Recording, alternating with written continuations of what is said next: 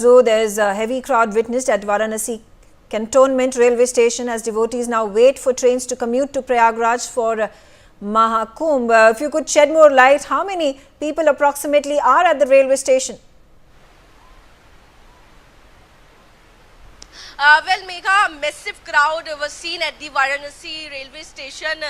Thousands of devotees gathered there to catch a train, to deport a train from there to Prayagraj, and we continuously seeing that the devotees who are coming to for example, those who are coming to Prayagraj, they are also visiting the Varanasi and Ayodhya. So the same thing is happening. The people who have come here for the Varanasi are also coming to the Prayagraj and going to the Ayodhya, and that's why it is being seen. Saw a massive crowd at the railway station. Also, the station is unprecedented rush with thousands of pilgrims that have come there to at the platform to catch their trains. And the scene at the railway station somewhere was chaotic to see, but the railways have also made several arrangements for the devotees. The special trains are being run.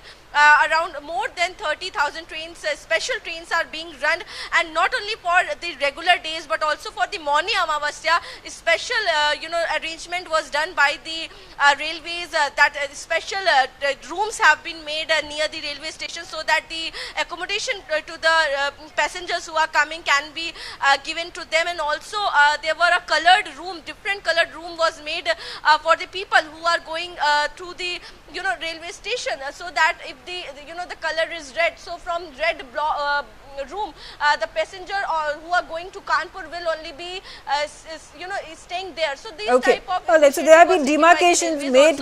People who are traveling from different parts of the country are being color coded so that there is no ambiguity, there is no confusion. The probability of chaos can be kept to the minimum, and there is administration to set up things for the safety and security of the pilgrims. Stay on with me. We are getting to know